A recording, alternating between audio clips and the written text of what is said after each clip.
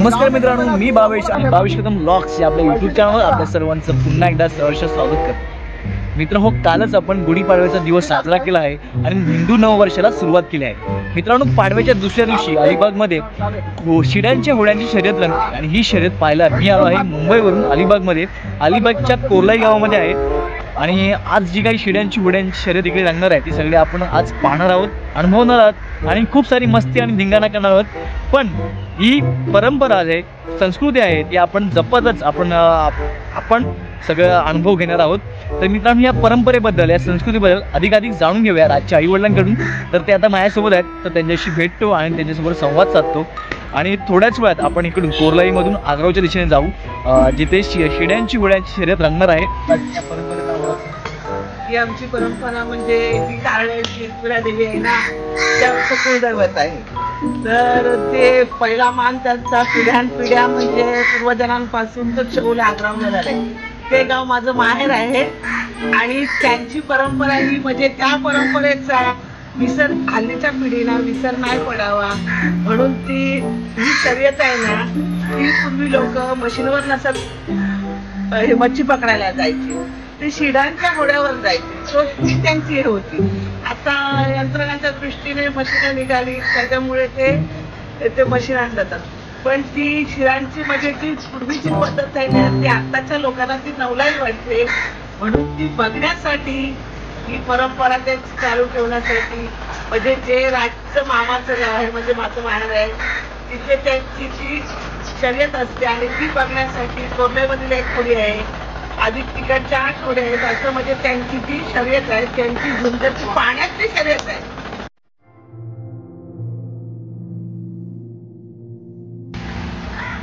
मित्रांनो, वरती जे किल्ला दिसतोय तो कोरलाई किल्ला आहे आणि कोरलाई किल्ल्याबद्दलचा व्हिडिओ आपल्या चॅनलवरती आहे। व्हिडिओची लिंक मी डिस्क्रिप्शनमध्ये देतो, नक्कीच जाऊन तो व्हिडिओ पहा। आणि आता बघा, कोरलाई गावातून जी स्पर्धेसाठी उतरणारी बोट आहे ती आता निघते। तर ह्या बोटींच्या पाठीमागे ती बोट आहे, त्यामुळे आपल्याला ती स्पष्ट दिसत नाही आहे, पण जशी ती पुढे येईल ना तेव्हा तुम्हाला मी दाखवतो। थोडं झूम करून पाहूया आपण।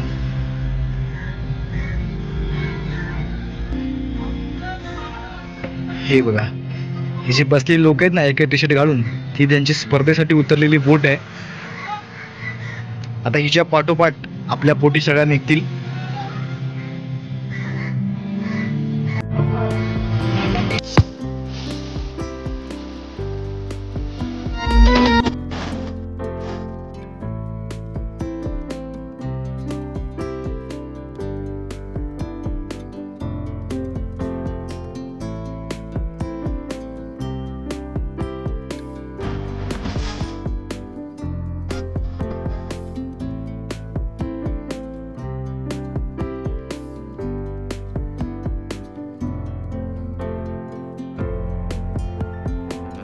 शिड्यांच्या होड्यांची स्पर्धा असते ना, त्याचं एक वैशिष्ट्य म्हणजे इंटरनेटचा वापर न करता आपण बदला वगैरे मारतो, इंटरनेटचा वापर न करता ते वाऱ्याच्या जोऱ्यावरती ही पुढे मागे करायची असते आणि वळवायची असते, कौशल्य असते।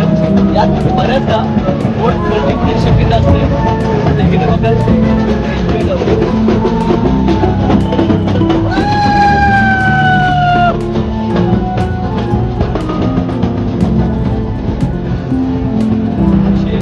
यात्रा इकडची अलिबागची गुढीपाडव्याच्या दुसऱ्या दिवशी साजरी करतात।